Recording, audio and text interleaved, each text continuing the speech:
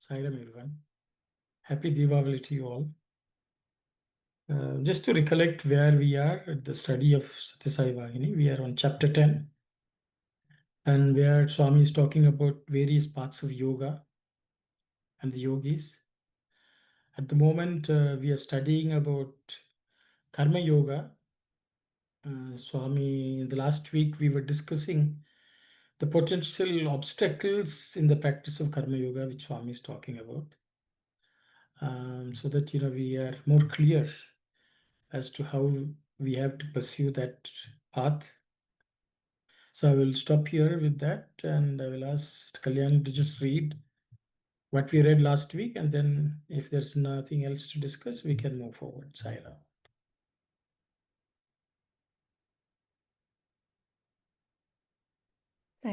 Sister Shivani, are you able to read? Sister Vani.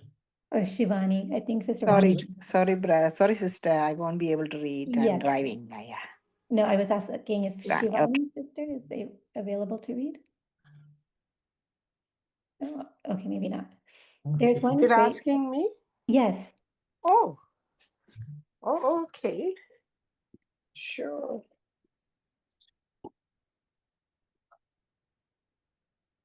Can you hear me? No, we can hear now, but are you reading, sister? Yeah, I can do that. Let's read. There is one great objection raised by some people about this, and we have to pay some attention to it. The objection is that Karma Yoga involves too much physical strain, but basically, it is the company that one keeps that decides the strain and the stress that the mind and the body of man are subjected to. I like very much to engage myself in only this task. I sought only to do good to him, but he ignored my desire and tried to injure me. These are the usual causes for the strain and stress mentioned above. Such disappointment makes one lose interest in activity. It wants to do good, and it seeks to do good to someone in some way, hoping to derive joy therefrom and distribute joy. When such joy does not arise, despair sets in. Thank you very much, sister. Does anyone would like to discuss any of the points?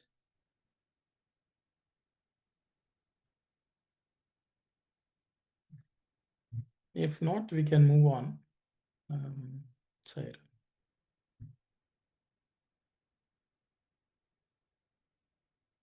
Yes, Sister Shivani, please continue. But without getting attached, without being aware as to whom the karma helps or how, the lesson that Karma Yoga teaches is do the karma as karma for the sake of the karma. Why does the Karma Yogi fill his hands with work? That is his real nature. He feels that he is happy while doing work. That is all. He does not bargain for results. He is not urged by any calculation. He gives but never receives. He knows no grief, no disappointment, for he has not hoped for any benefit. Thank you very much, sister. Auntie, shall we read, Auntie? Yeah, sure. Sairam. Yes, Auntie. నిస్సంగ బుద్ధితో ఎవరికి తోడ్పడుచున్నది ఎలా తోడ్పడుచున్నది విచారించక కర్మము కొరకే కర్మము చేయమని కర్మయోగము గట్టిగా బోధించుచున్నది. The Karma Yoga teaches firmly that one should perform action without any sense of attachment, who is being helped and how it is helping someone, without that such inquiry. Just for the sake of karma, one has to do karma. This is what is told by Karma Yoga. కర్మయోగి కర్మాచరణ నిమగ్నుడై ఉండుటకు కారణమేమి? The Karma Yogi being immersed in karma, what is the cause? అది అతని నైజము, అది అతనికి హితము. అని తోచును కనుక. That is his nature, and that is what is seen as beneficial for him. So అంతే. That's all. అతనికి మరొక ఫలాపేక్ష ఉద్దేశమేది ఉండరాదు.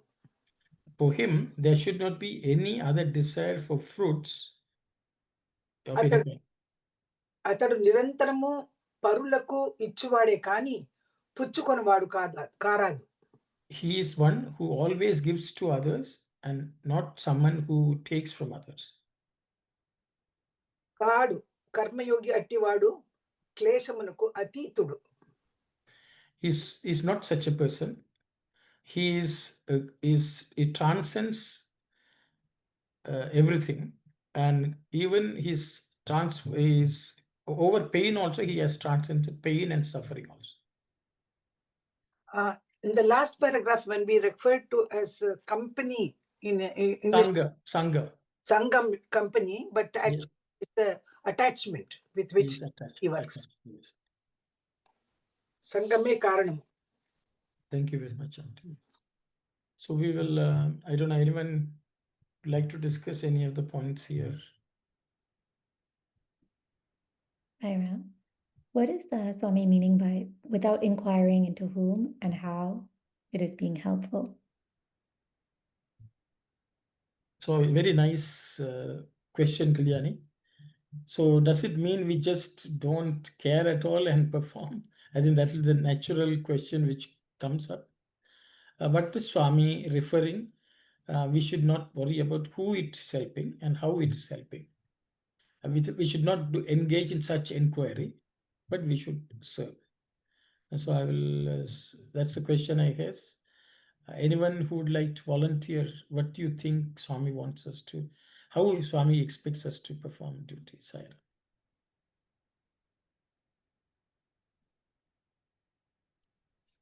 Sairam Anna. Sairam, Sai Satish. Anna, the Telugu part, can your auntie read once again for that line alone, Anna? Okay, sure. Yes, Auntie. Sure, Sai Satish. నిస్సంగ బుద్ధితో ఎవరికి తోడ్పడుచున్నది, ఎలా తోడ్పడుచున్నది విచారించక కర్మము కొరకే కర్మము చేయమని కర్మయోగము గట్టిగా బోధించుచున్నది. Thanks, auntie. No problem. Yeah, Anna, in that regard, I think it starts with Nissanga Buddhito. So I think that holds the key, because Nissanga meaning absolutely not having any association Or attachment. So, yes, auntie. So I think when one is doing from that state of complete selflessness with no sense of attachment, I think that's how, if the action is done, then obviously there is no it's being done only for the larger benefit. It'll put something like what was done by Swami or the saints and sages for the welfare of society. It'll make the action go to such a stage, because it is being done with only pure love. So and when it is coming from that state of pure love, I think it doesn't really differentiate the benefactor and so on. It is, yeah, it's like that thing of what we discussed of the scorpion and the sage as well. It is stemming from a state of pure love. So it doesn't really see whether the person on the other end is the scorpion part or a good person. It doesn't differentiate, but I'll stop here, Sarah. Thank you very much, Sai Satish. Anyone else would like to also comment? Sairam. Sairam, Auntie. When one starts thinking about the person to whom it's going to benefit or how it's going to benefit him, see, our mind will be wavered, and then that concentration about the work will suffer. So one has to do karma just for karma's sake. That's what Swami means here, Sairam. Thank you very much. Yes, Sister Aruna.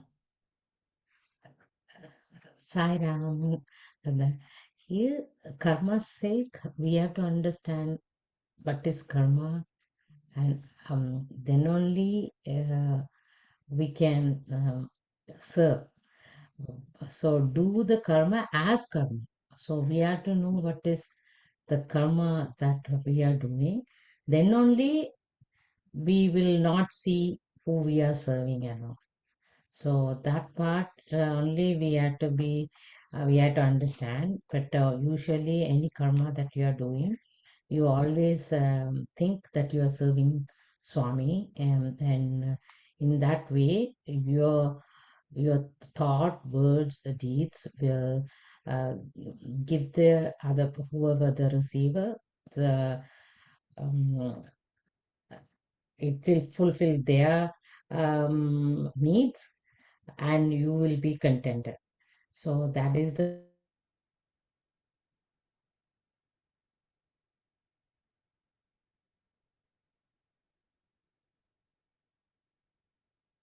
I think Sister Aruna has become Nisanga.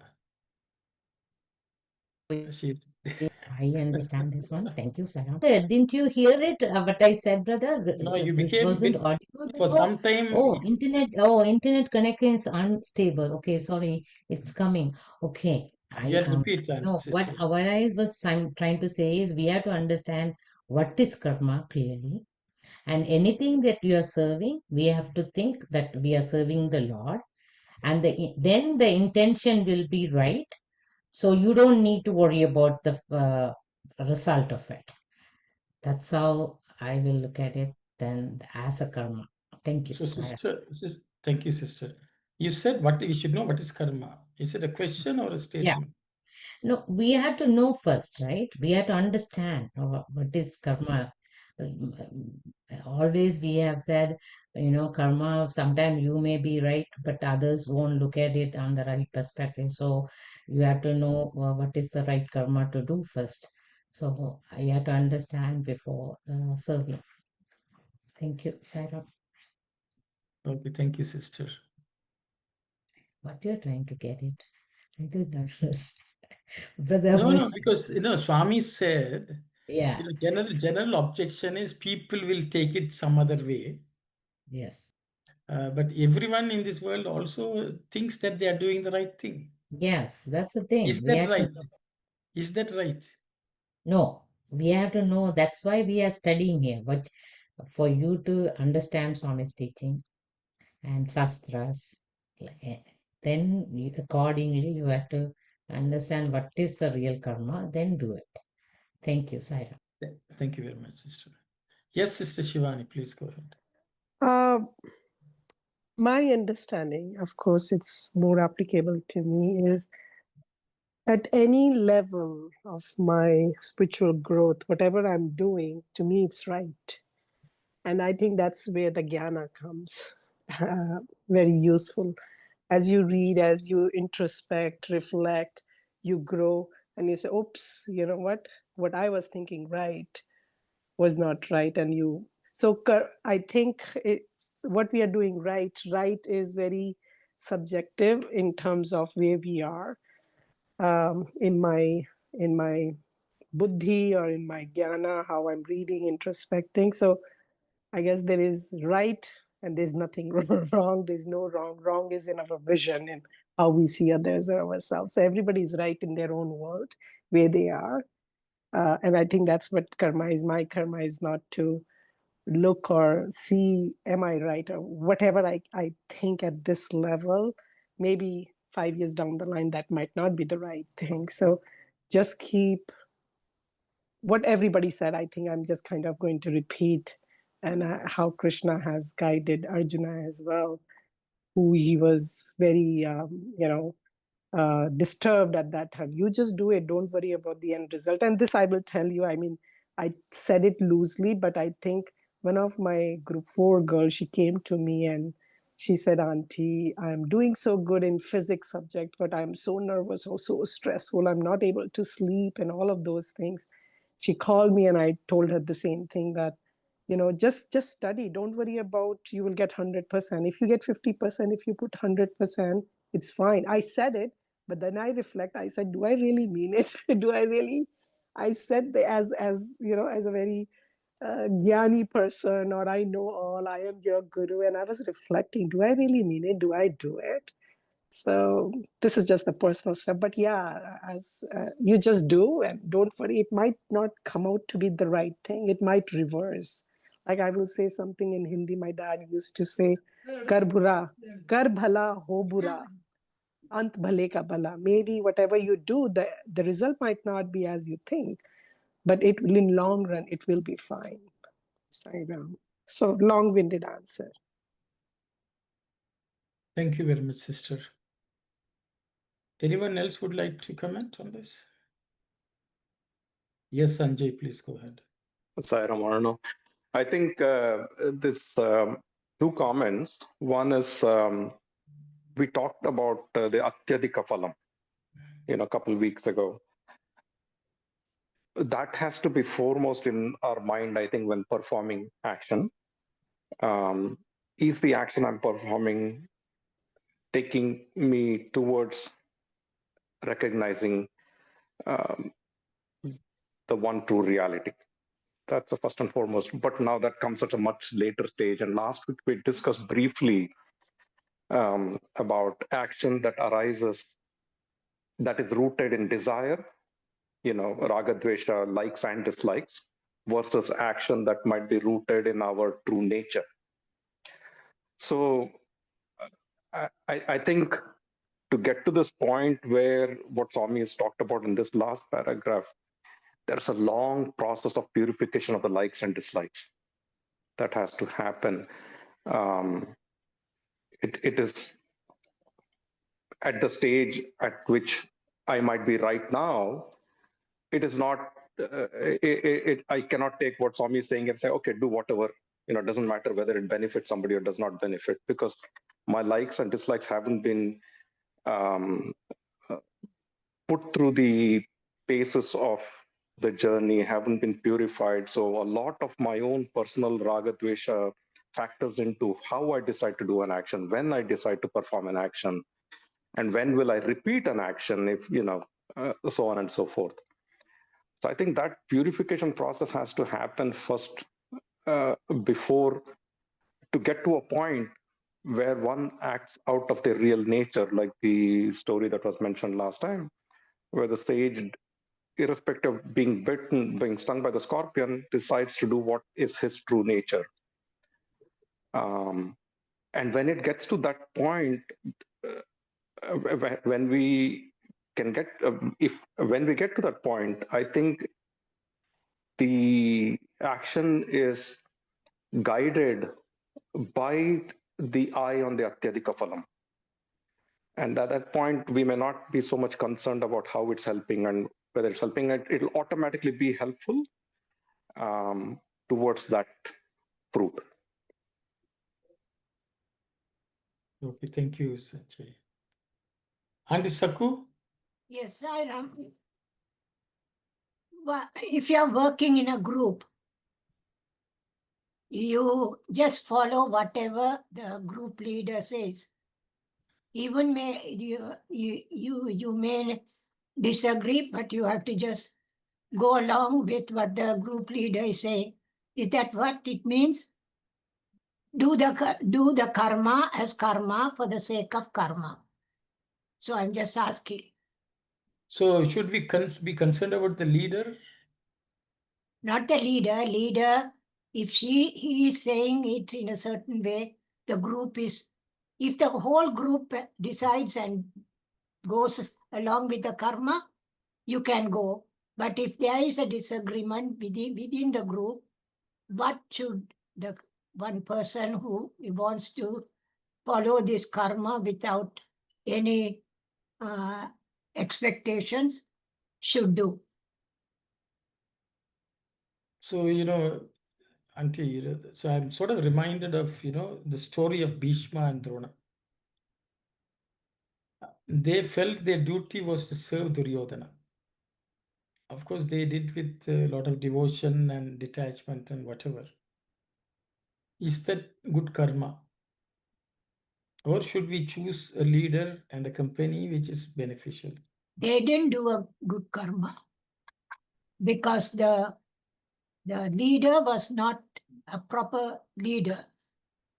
So then, That so is the question I'm asking. What is the situation? yeah, so okay, so you are turned the question on it. So Yeah. okay, we will leave that as a question for people to understand. So should we, we are in a group, should we consider the quality of the leader with whom we are working? Is that, can we call it Nisanga? I think that's something. So I will leave that as a question. Thank you, Auntie. Yes, Sister Aruna. Sairam, brother. I just really wanted to understand from Telugu, what is Swami really saying? Do the karma as karma. So for that, we have to know what is karma for sure. For the sake of karma, but whatever you are doing, you have to know, kind of Swami said. So is that the way Swami said in the Telugu also, brother? Yes, we can read it. I will ask Auntie to read it again. Yeah. కర్మము కొరకే కర్మము చేయమని కర్మయోగము గట్టిగా బోధించుచున్నది. ఎవరికి తోడ్పడుచున్నది, ఎలా తోడ్పడుచున్నది విచారించక, without even thinking about where it is going, how it's going to help others, and how it is to whom it's going to help. విచారించక, without inquiring. కర్మము కొరకే కర్మము చేయం. Do karma just for the sake of the karma, and karma yogamu గట్టిగా బోధించుచున్నది. Thank you very much. So for the sake of karma alone, perform karma. That's what it says. Karmamu korake. కర్మము చేయి. Only for sake of karma, you do karma. That's what Swami is saying.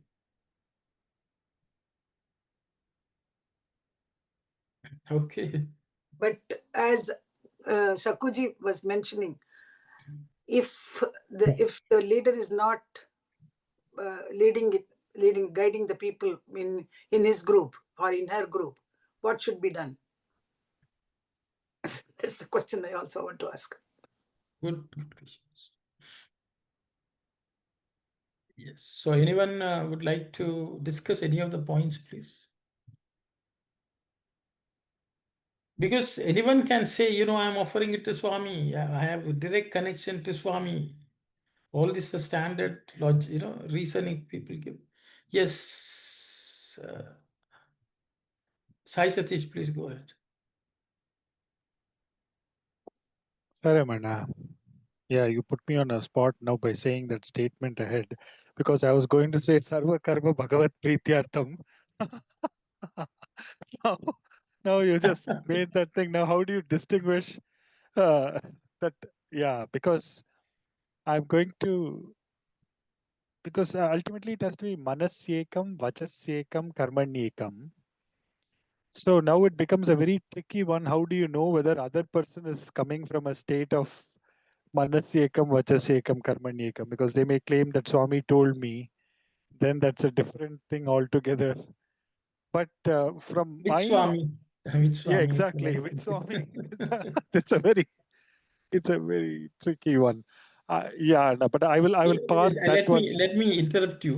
Swami says, he says in this world there are many people who actually are Manasyekam, Vachasyekam, Karmanyekam. The only thing is the activities are not necessarily good. Swami says when the activities are bad, you don't have any problem with Manasyekam, Vachasyekam, Karmanyekam. When the activity is good, then this problem comes. That's what Swami has said. Cyrus says, please go ahead. Yeah, yes, and like so you, are you saying, like, I didn't get you there, Anna, when you said when the activities are bad, Manasekam, Vachasekam, Karmani, meaning? So Like, it's apparently, generally it is true that when we want to do something bad, we don't have a problem bringing all three together. oh, okay, I got you, Anna. So yeah, Okay, so that because of course, that's an easy thing to do because but that is not necessarily good by exactly, itself, the technique is good, but the goal and the intentions are not necessarily sometimes. Okay, go ahead, please. yes, Anna. So to that, of course, yeah, the unity is there, but the purity is not there. And because purity is not there, then divinity does not come. So obviously the Trikarna Shuddhi should be at a level of purity of thought, word, and deed as much as it is unity of thought, word, and deed. Yes. That is what will drive towards the divinity. Yes. And to that one, what I was going to say for the question that Saku aunty raised was, who's the leader is what we need to identify. Is this the leader within or the leader without? If we look for the leader without, then all kind of problems come. But that is where the Paradharma versus Swadharma or Atma Dharma comes in. And when the same argument, whether it holds good for Bhishma, Drona, or for Vibhishana, we can see how each one chose what their dharma was. When one chose Paradharma, one chose Swadharma.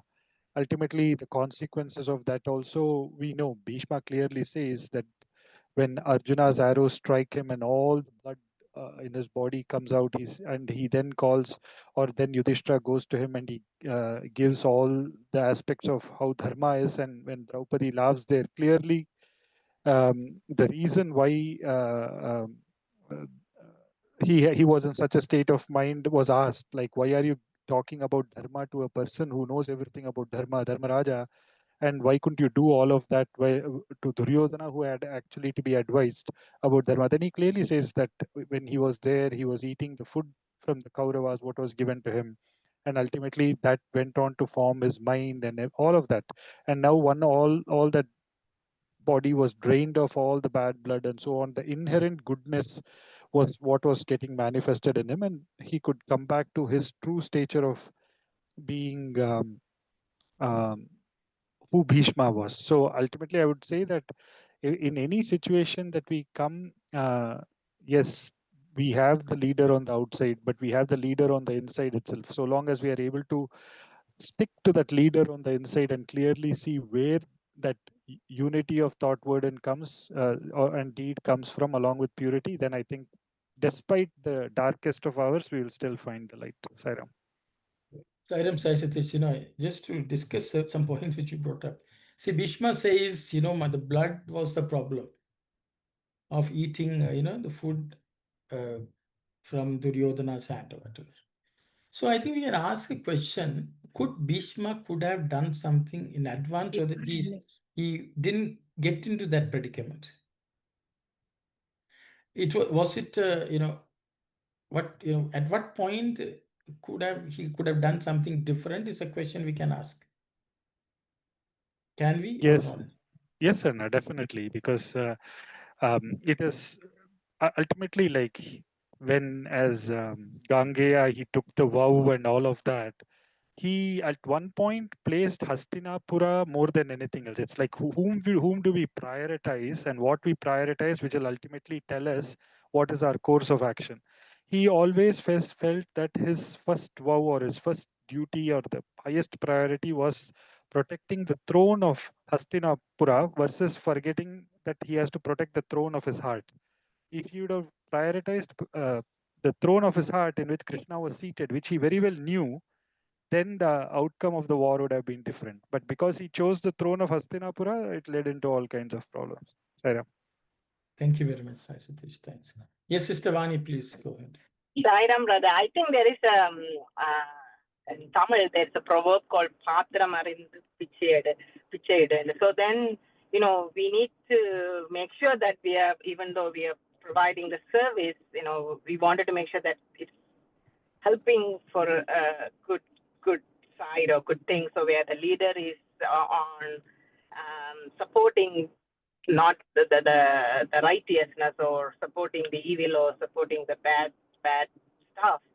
I think we should discriminate what is right and what's wrong, and be able to even advise or suggest to the leader, make an effort to suggest to the leader that whatever they are doing or trying to do is wrong or not a good thing. But then if that doesn't work, I think we should part ways to the right path. That's what I think. Even at work or something, we encounter those kind of ethical dilemmas, and when we know that whatever that our consciousness or whatever that trying to do is not correct, after making an effort, I think we should walk away. That's my thing. Thank you very much, sister. So I think the choice of the leader is also an action, a karma. Yeah. So that also, I think that's what sister is saying. That also we have to be vigilant at all times. That's also decision whether we continue to stand by someone who is adharmic, and at what point do we part. It's also something which is, that's also an action. The decision to be there or not is also an action. Thank you very much, sister. Very nice. Yes, Sister Aruna. Brother, there is one thing Brother Sai Satish mentioned. I really like it, so I thought to just to say that I never thought of like that. You know, Bhishma stood for Hastinapura, but he forgot about the throne that Krishna seated in his heart, so which he has given the priority. Oh, very nice. Thank you, Sai. It's Sai Ram. always nice. God, or you keep every time the God is there. Then your duty is God come first. Very nice. Thank you, Sarah. Because I know this, because Swami has used the word Nissanga.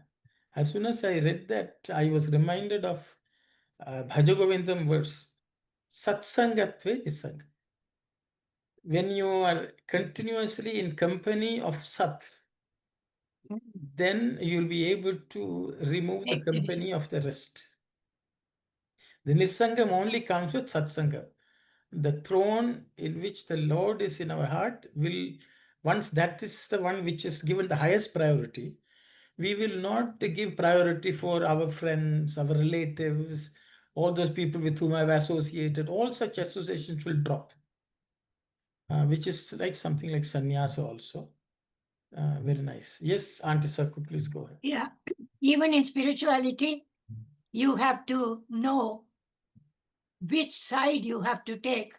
Who is more important, the building or Baba? Sahira. Because it leads to karma.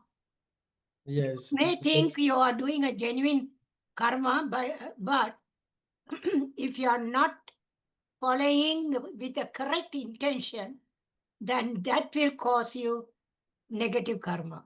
Thank you, Saira. Thank you very much, Auntie. Yes, Sister Shivani, please go ahead. Sai, it reminds me, I think in one of the Sai Smarpan, I heard this story where one of the students, Swami's student, after Swami took Samadhi, at his work, his co-workers were going on strike against the management, which he didn't comply with or he didn't think about. I'm just saying what exactly Brother Sai Sati said. Look, or you has said which Sai we are listening to. So I think he internalized and he was trying to convince his co-workers that there's nothing wrong against management. I'm just cutting the story, a lot of pieces. But they still want to go for a strike, and his heart was not there. And I think in that story they were saying he kind of thought about Bhagawan, and the day they were trying to go on strike, he didn't go that day because he said, I can't comply. Though he was part of that union, he should have been there, but he didn't go. He said, my heart is not there. I'm not going to go.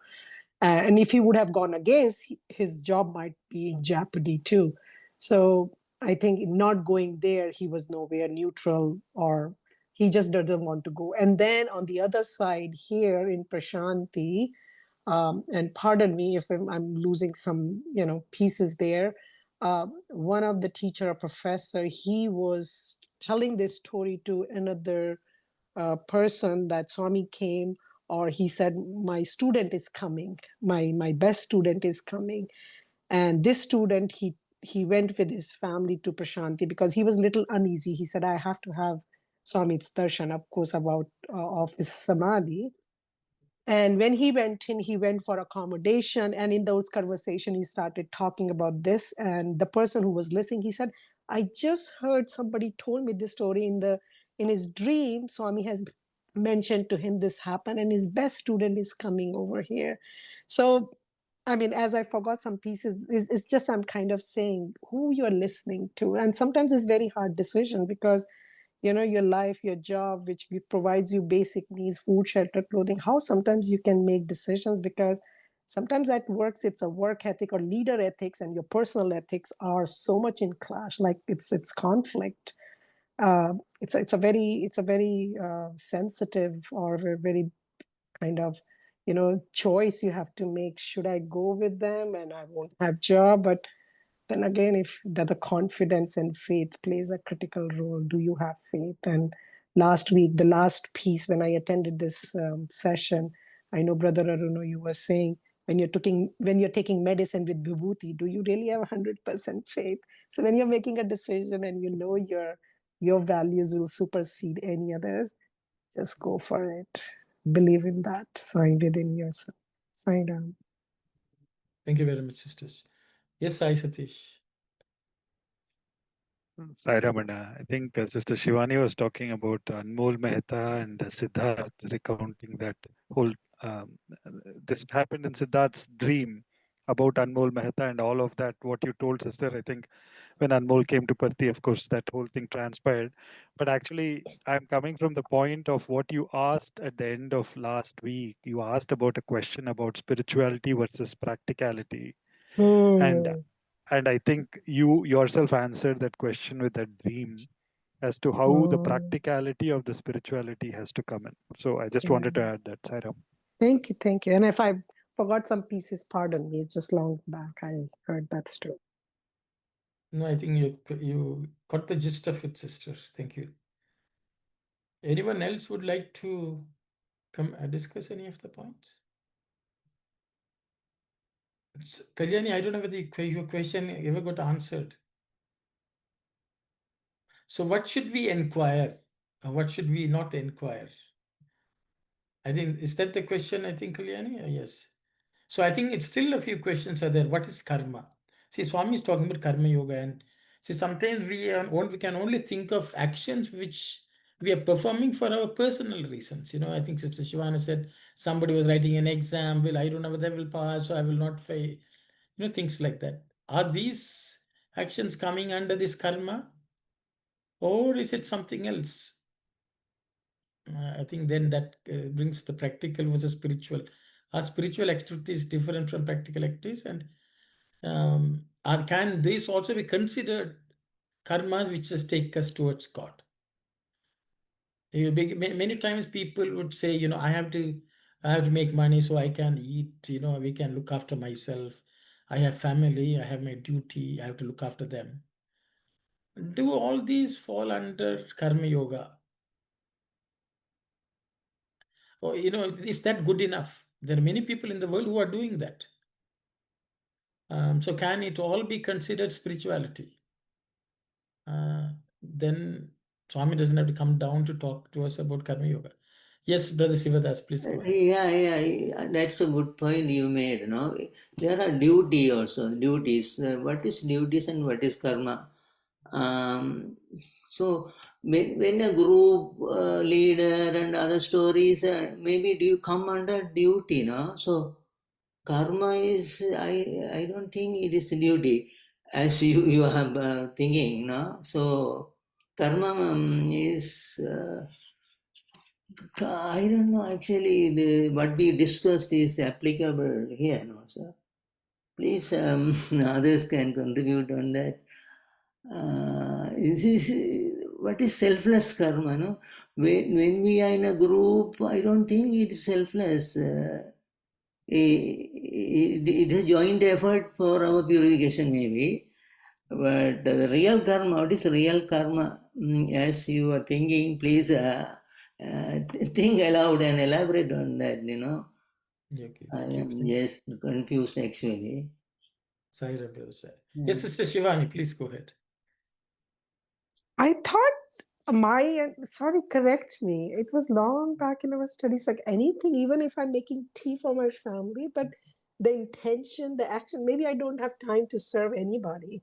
Maybe I don't have time to do any service, but the service to my family with pure love, because honestly, I used to do certain things because, oh my God, as a wife, I have to do it. As a mother, I have to cook food. I'm not a good cook.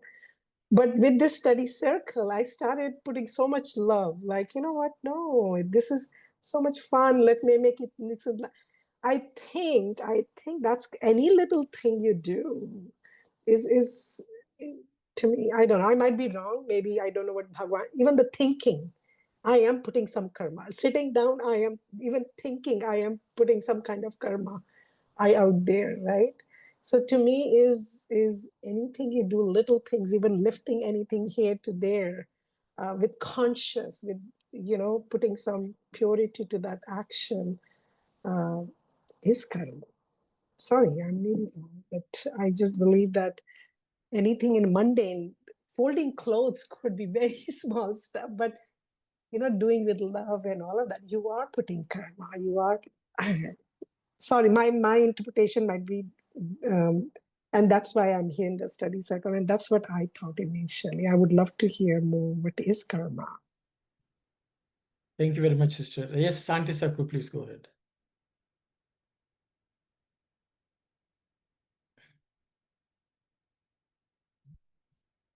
Santi Saku, you have to unmute and speak.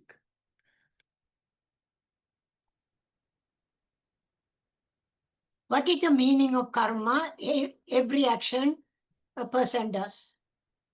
Now, looking after the family, doing that is dharma. Each person has to do their own dharma. That dharma is considered as karma.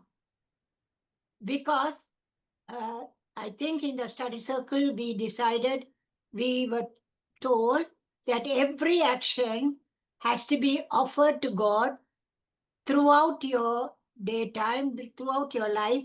Then you will not accumulate new karma.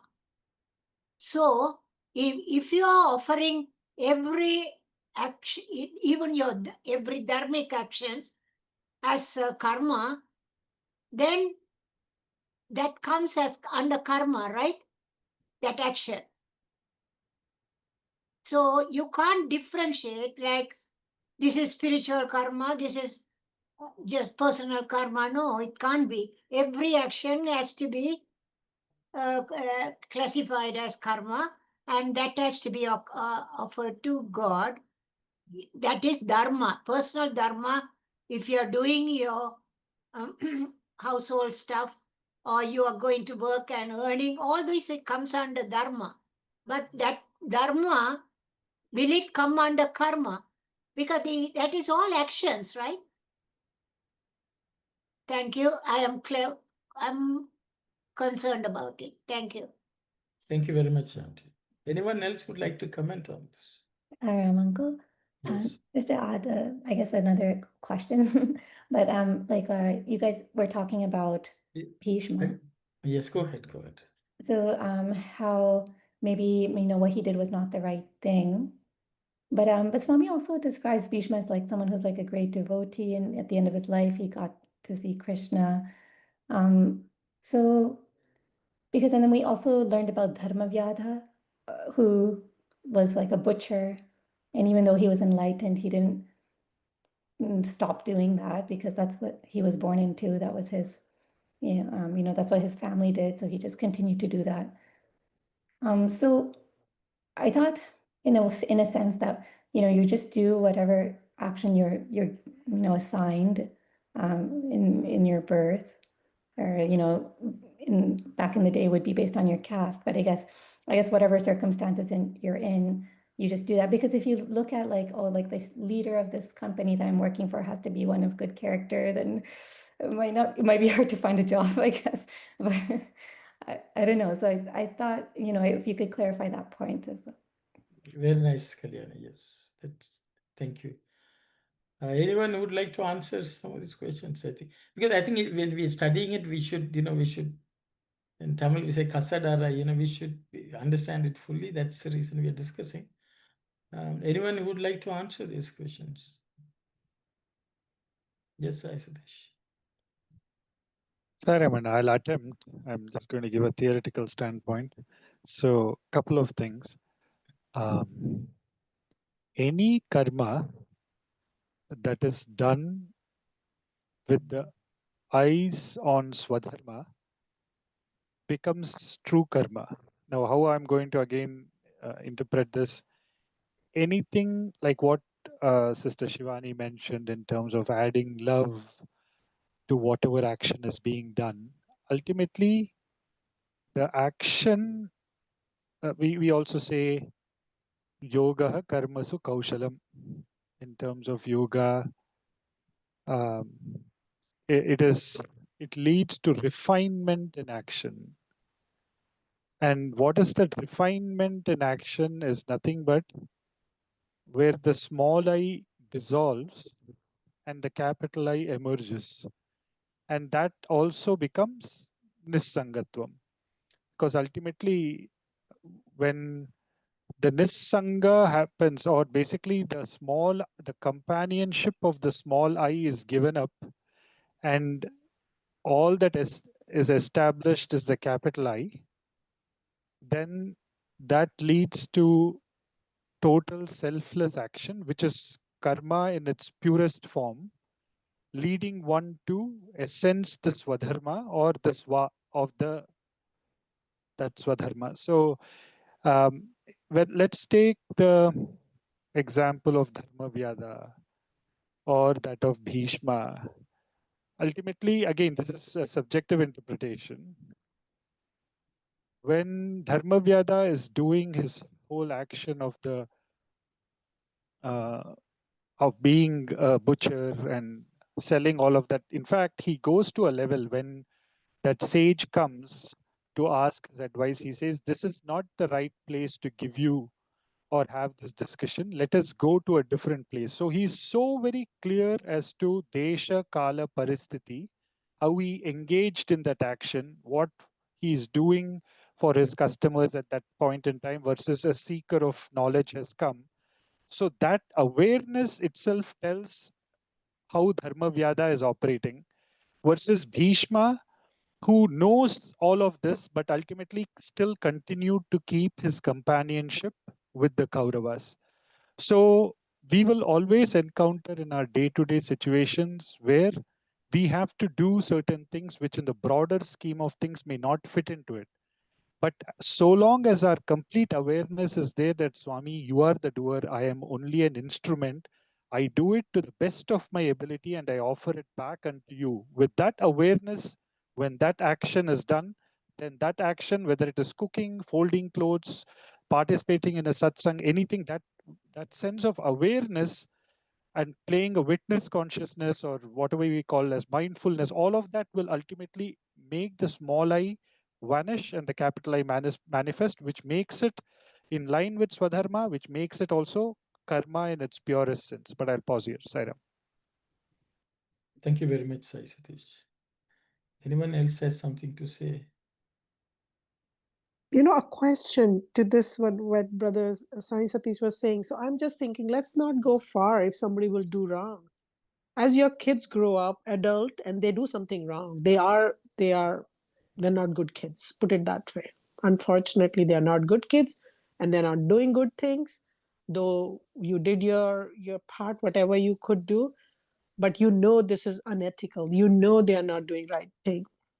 Will you leave them? Or I think that just to be a devil advocate, I'm just thinking, staying with that kid, supporting and keep guiding and I think that's what Dharmaraja or Bibhishna, did. Like, I have to, because whatever wrong decision he took, but he has to stay with them and keep guiding. You are doing wrong. You are doing. So you don't leave your kids, but with the hope that one day they will listen. Maybe it's just a click, one click, it may happen that they may change because of their past good karmas.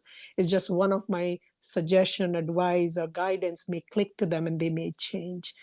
Sorry, I'm just putting a very practical. I mean, it could have happened. You did your right things, but your kids don't come out to be the kid you think they should be. And following Swami's path. Very unethical, very wrong things they are doing. Sairam. Sairam, sister. So more questions than maybe we all have to come discuss and come. Maybe I'll try to address some questions, some which I have tried to pose and think about. I think first of all, we should be clear about what is karma. Yeah. The Swami is talking about karma, which takes us towards union with God. But I think one fallacy which all of us have is we will say whatever we are doing, we are offering to God. I think that's what Sai Sathya says, Sarva Karma Bhagavat Prityartham.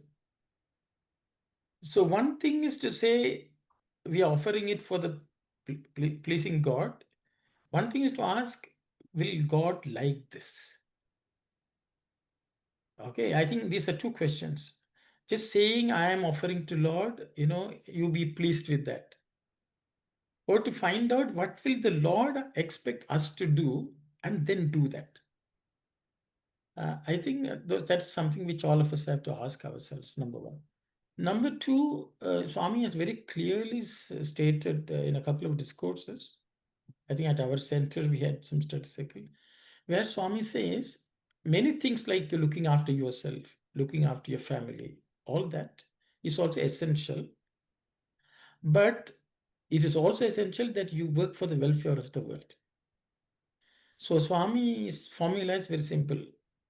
50% of whatever you have should be spent on the benefit for the world. Whether it's 50% of your time, 50% of the money, 50% of your skills, 50% of your effort. These should be done outside of whatever you think is yours.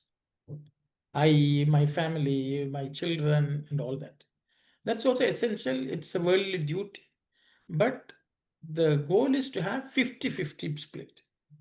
And that Swami keeps that as the basic structure.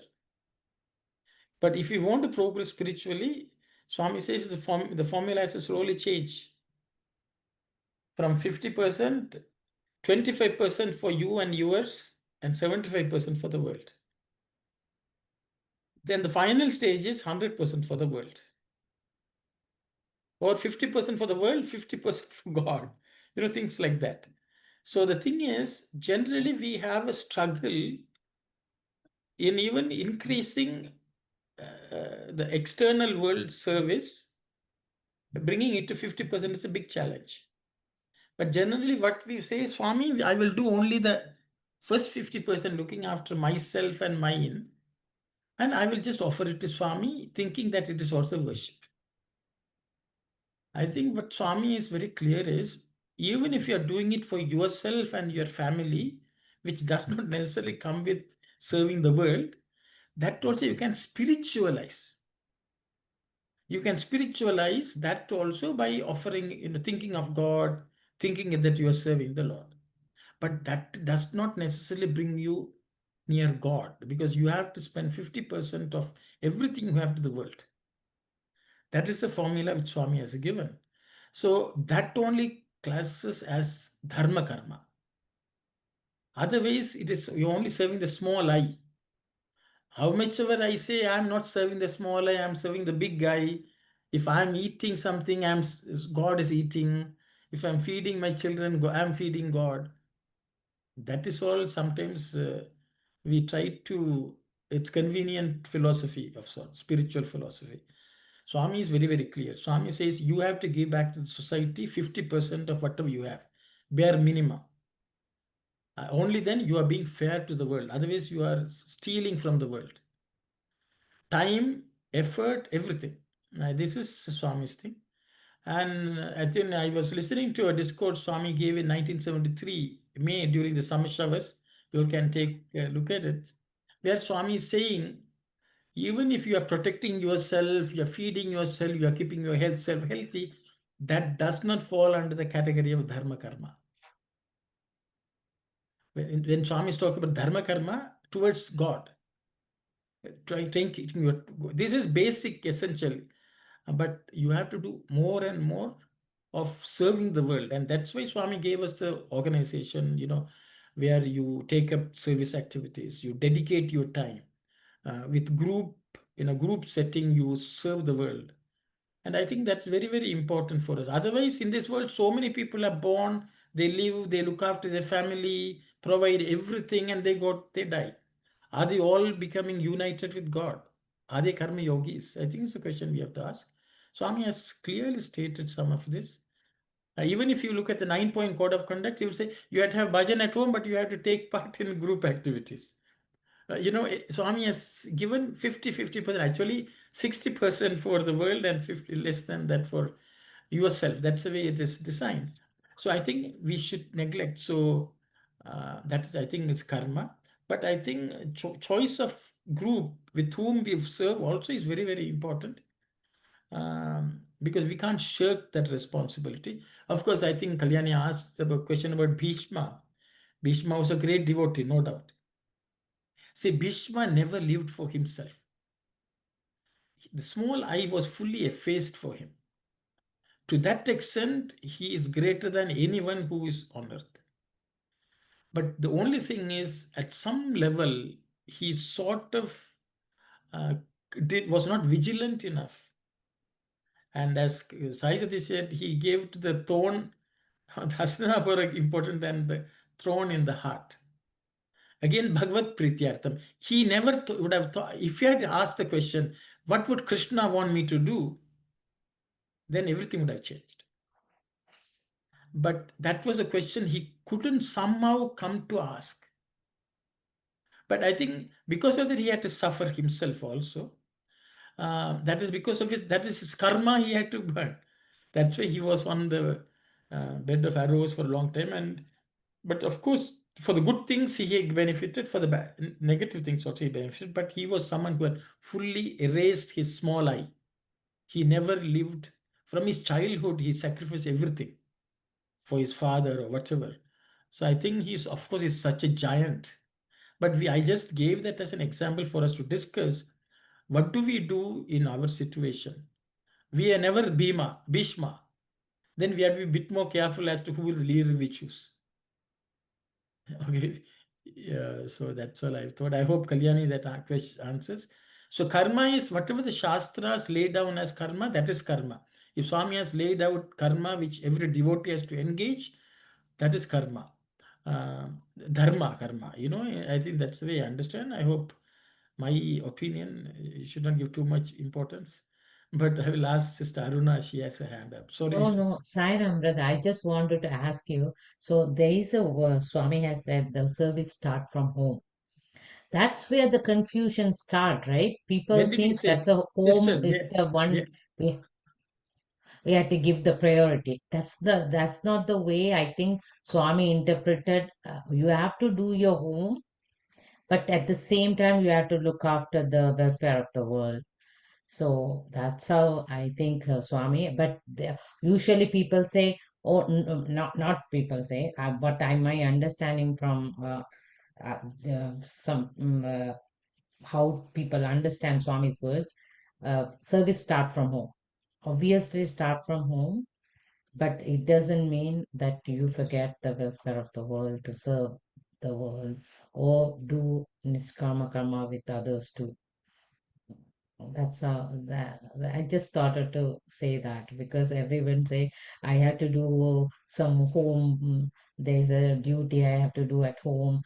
Swami always said, "Do your home duty come first," kind of. That's why I was just started mentioning it. Thank you, Siren. Thank you, sister. Maybe I thought I will ask you, what is serving at home? Something we can discuss. But Auntie Saku, please go ahead. Yeah, I just want to get some clarification about the personal dharma you do. Is it considered as karma? Thank you, Auntie. I think it's a question. Is personal, I think there are two points which Sister Aruna and Auntie Saku has raised. I think both are more or less related. Service starts at home. Okay, that's number one. Number two, can we consider that as dharma karma? I think that's the second question. Related to the same thing. So should we neglect home? Is one, I think that's the way. Or what does Swami mean by service starts at home? If at all he has said it, why did he say that? And how are we to understand it? I think I will open it up for discussion. Anyone who would like to share your thoughts? Sarah, I'm gonna go. Like when we're like serving at home, Like, I guess, isn't it more like what our intention is that's more important, and that determines whether if it's something selfish or for the benefit of the world? Because sometimes, especially in this society, we see like the effects of people not doing their own like duty towards their parents, or like, elderly people who are neglected, or like children who are neglected, and what kind of harm that causes society on a large scale. So if, doing your best to raise a child that will, hopefully at least not harm the world, but you're doing a great service by doing that, I think. So I guess like when you're serving them, I guess our thought shouldn't be, oh, like this child should grow up and take care of me or should give me some joy and pleasure, but we should do it with a larger goal in mind, maybe. Thank you very much, Kalyani. Anyone else would like to answer? Sai Ram, what I understood, brother, what you are saying, Bhagawan has said 50% and that should increase. Thank you for sharing that. And what I am thinking, and maybe I don't know if it will answer, that we know, our conscious tell us, am I being lazy going out and serving, or am I finding excuses? Nobody can judge. It's just we have to judge ourselves.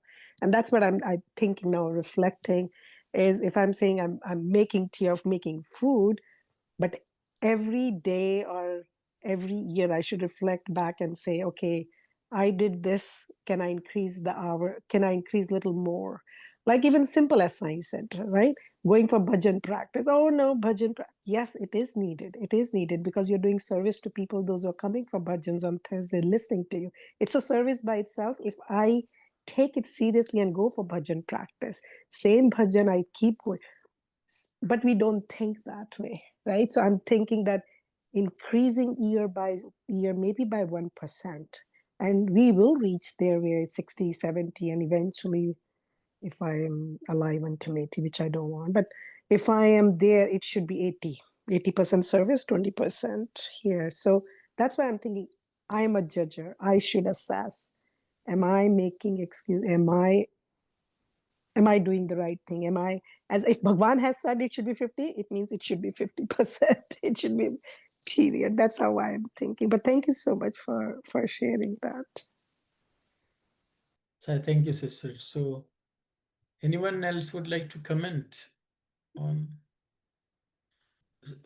service starts at home? Yes, Sister Vani. I was thinking, service starts at home, without doing work at home, you're going and serving elsewhere. I guess that's not that dharma, paradharma for a person.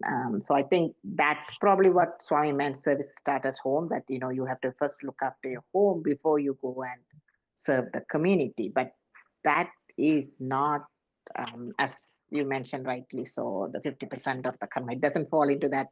If you do work at home, and you cannot count that as the 50%. So, any karma that the service that we are doing, I think it's explained also at the beginning of this chapter, where the karma yoga is about the togetherness in the human community.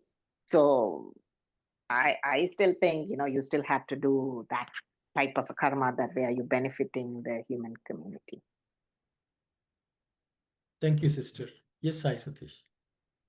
Sir, I'm just thinking aloud here that we have heard the story of Madalasa and the way she brought up her children, and like that Shuddhosi Buddhosi Niranjanosi, she kept telling that to her children, and finally, even as they grew up, they walked off into the woods. So that was again a mother who was dealing with her children, but essentially what she made that action of her do was direct them again to the swa part of. So though it was paradharma as a mother taking care of her children, but I think, essentially, Sai Satish, you may have to explain a little. I don't know whether everyone is familiar with Madalasa.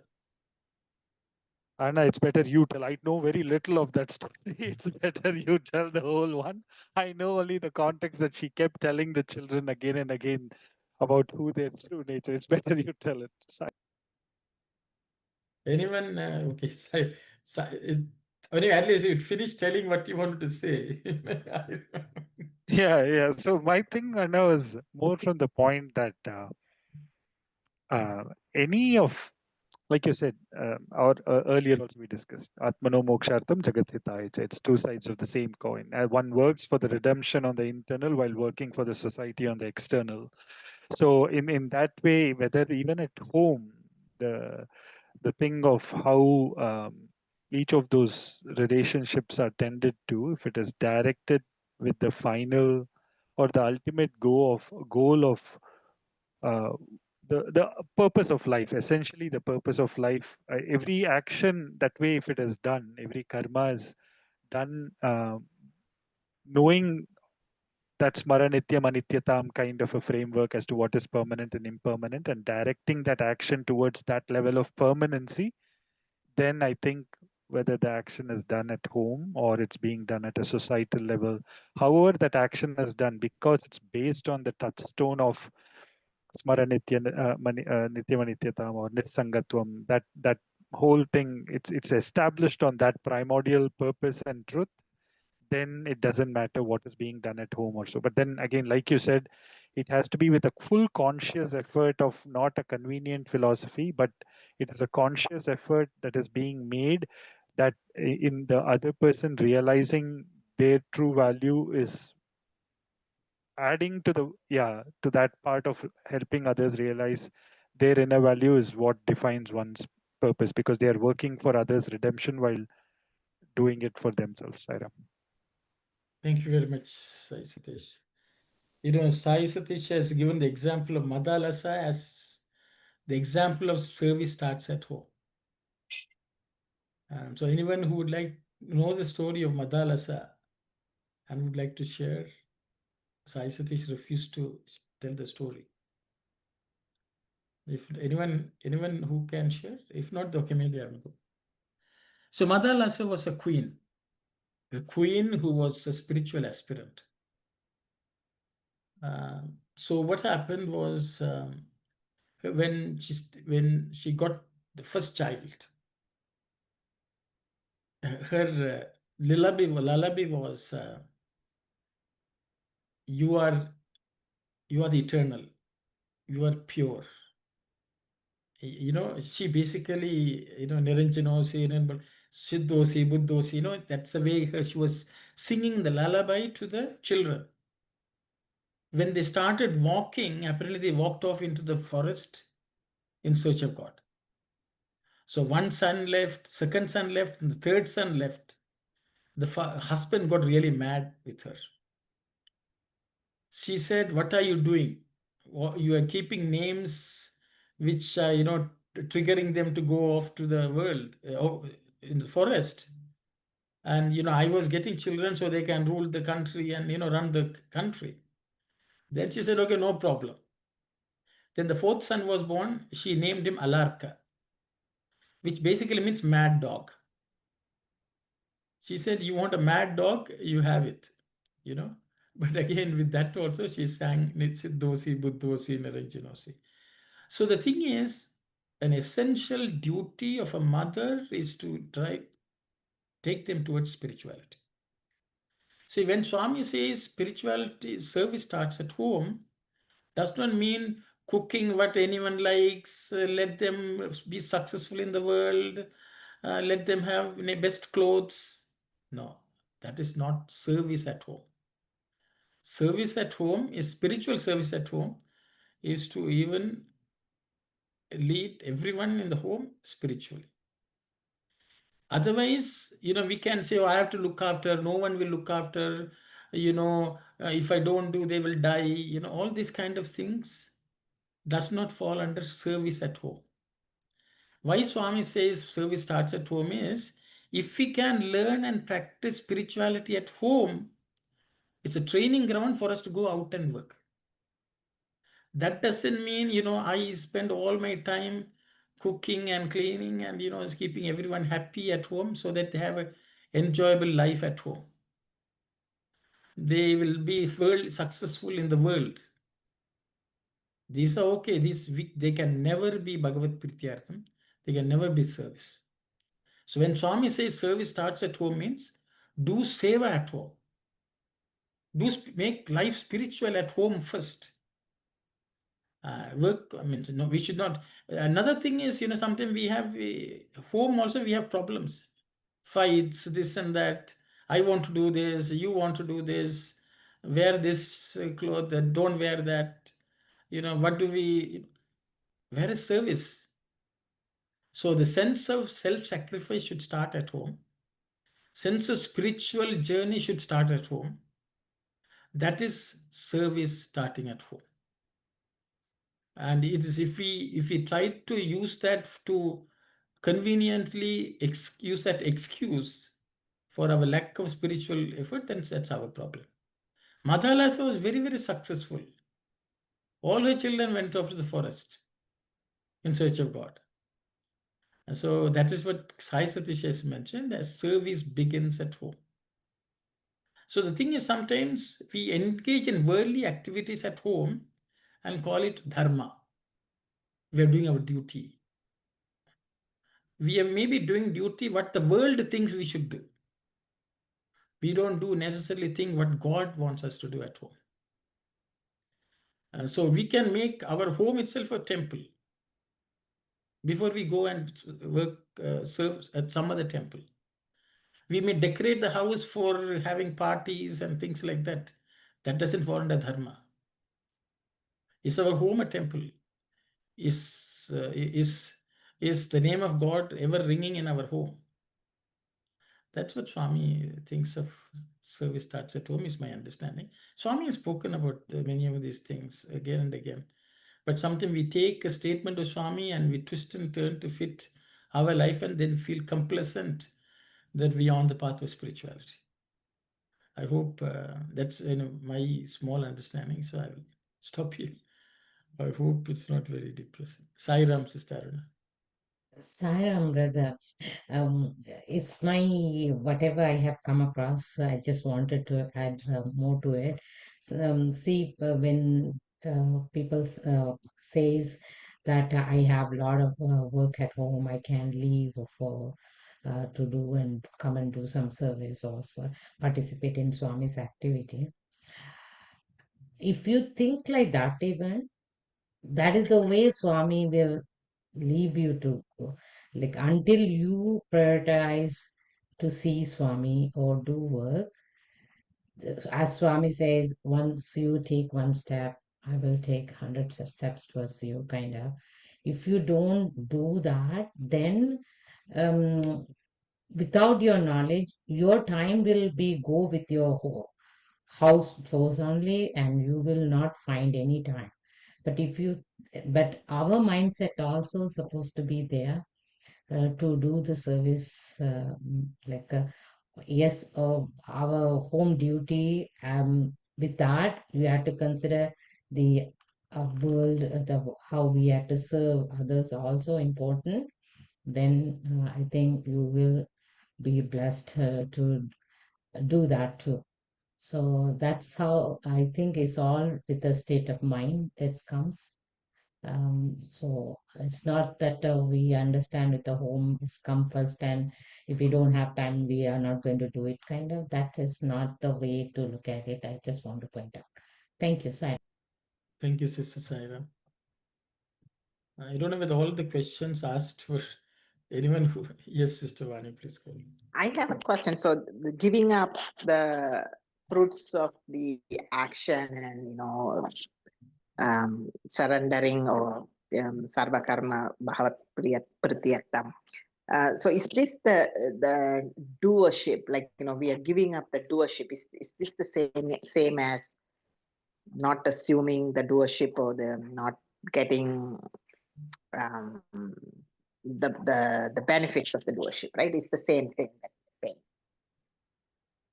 Very nice question, sister. So, sister question has come back to doership. So, where does doership come into play? I am doing work at home, I am doing seva. So, where does the doership come? I think it's a sister's question.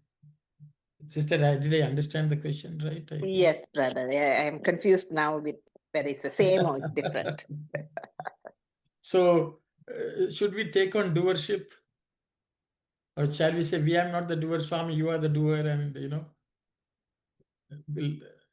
just saying that, are we giving up our doership? I think that's another set of questions, because we will do something and say, Swami, it's all you only did it. Especially when we do something bad. When something good, we will say, no one is recognizing us for the work which I have done. That's the way we think. The doership right away comes to us. So where does doership come in this seva, in the karma yoga? Is, I think, this question. Very nice, sister. If anyone would like to discuss, share your thoughts about this.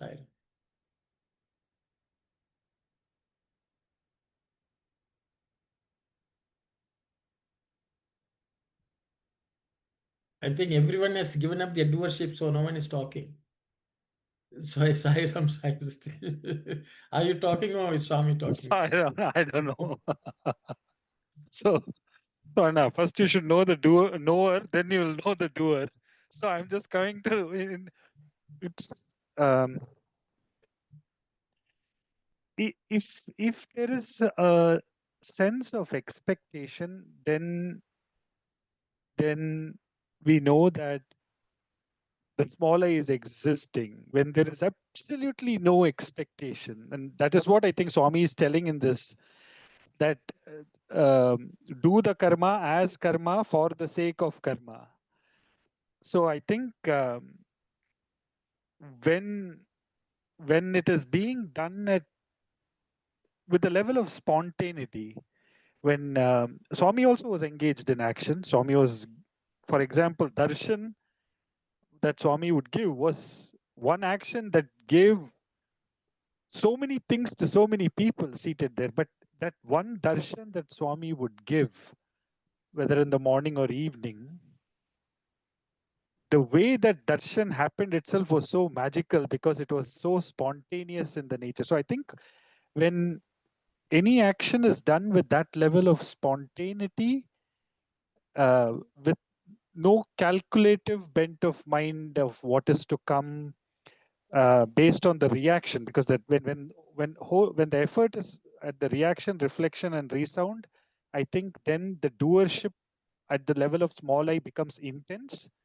But when the level of concentration is only on the action, then I think it emerges from the sense of spontaneity. So it is the capital I at work. But I don't know if I answered your question, Sister Sai Ram. Sai Ram, Sanjay. Saira, I want to know. I go back to what to the previous section, what Swami has mentioned here. Going back to the same thing, who is performing the action? Every action arises. Most of our actions arise from a thought. Where is the thought rooted in? It goes back to the likes and dislikes, our vasanas, what is in our part of our subtle body. As long as the action arises out of the thought which is rooted in our likes and dislikes, then the action is coming. Then we, as identified with the mind, is the doer, and that is where Swami is trying to point us towards acting out of nature, as it's described in the second paragraph here. I mean, in the paragraph that we read today.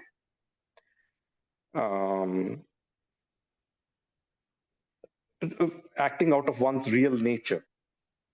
And then when that happens, that action is not rooted on one's vasanas. And then it will always be for I try to understand, Sarvakarma Bhagavad Prityartham has been mentioned several times. I like to interpret that meaning not as in for the pleasure of God, but as much as to earn the wealth of God's love. Then when that happens is alone when one can earn the wealth of God's love. And then there is the doer is he who is using us as an instrument. That's the prayer that Swami even gave, right? Oh Lord, let me be, what's that? Take my Take hand. take my everything and let me be an instrument Yes. to work. Let me be an instrument to work. Yeah. So that is, it's only then that the doership always exists in an action. But who is the doership? Is it in our mind? Is it us as identified with our mind, or is it us as in our true nature? Yeah. Very nice, Sanjay. Very nice. So what I think, just to paraphrase what Sanjay said, is Swami said, do this. If we do that, then he becomes the doer, because that's what Swami wants done. But if we think of something and say, Swami, I'm offering it to you, that means it has come from our mind, then we become the doer. So from where the action originates, the thought originates. So the thing in the first case, we are just empty. We let the Lord blow through us, because he says, this is what I want you to do. And then he becomes the doer. But if we have some idea and then somehow we think, Swami would want me to do this way, then we become the doer. I hope thank you very much, Sanjay. Thank you. I hope I have understood that right. Anyone else would like to share that thought? The doership. Where, if we take the doership or we let the Lord do it. When the Lord wants us to do, we become the nimitta matra, just the instrument. That's what Krishna is telling Arjuna. I am telling you to do, just do. You don't decide what you want to do. Then I will take care of everything. Swami says, I will take you, free you from all sins. Sarva, so that's what Krishna's assurance in the Gita.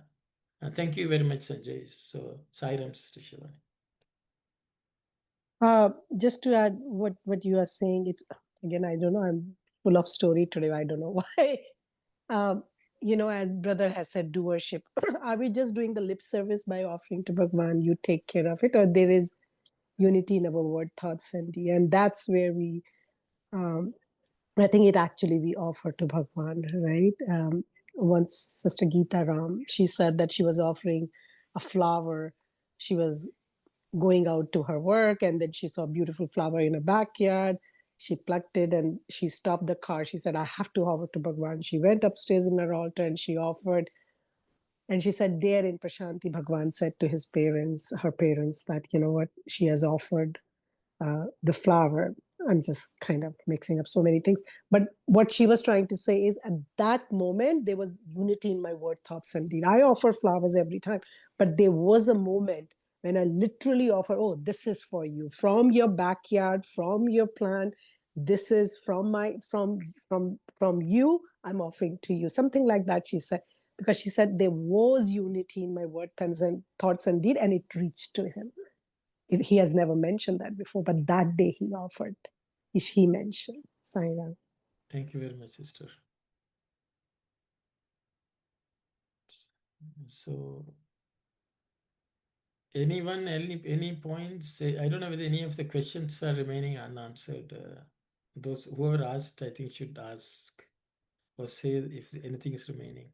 Just to clarify what you had said about, deciding like who you work for, if it's a bad person or something, maybe you should leave. But like, realistically, like most of the companies that we all work for, like the heads of those companies, they're probably not, I don't want to judge, but like, you really don't know who they are or what their character is. So how can we really,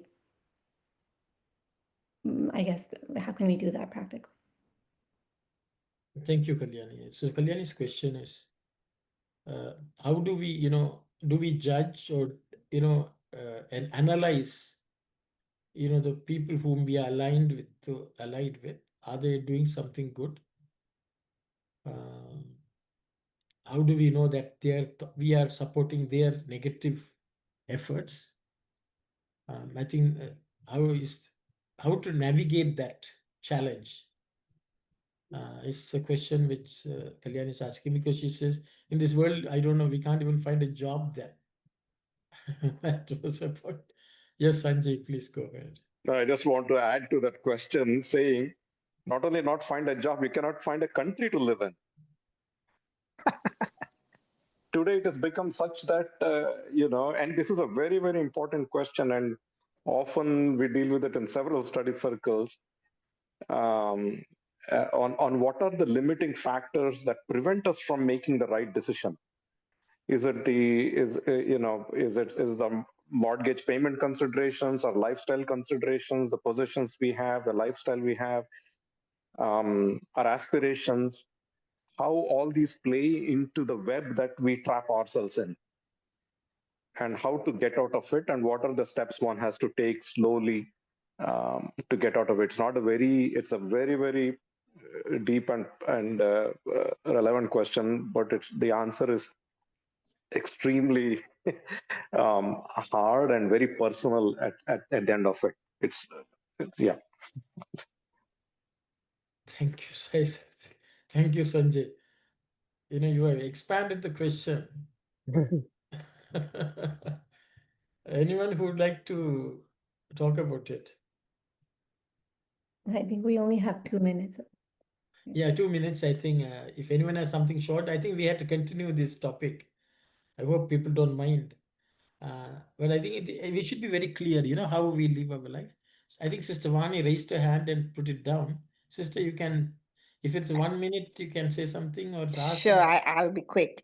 In some companies, I don't know whether it's applicable for everybody, but in companies, they are required to state their social responsibility statement where they're not having child labor or killing animals or producing fire weapons, etc., etc. So when we are doing at work, when we are putting some monies or whatever, that we are checking to see if those companies are actually aligned to our values. So similarly, I think when you're applying for a job or something, you try your best to see if the company's values are aligned to your values, and if not, I know jobs are important, but sometimes you will have to just pass and try for the next one or something like that. But what's the point going to a job and you are thinking about whether you're doing the right thing, or if you're hearing somebody saying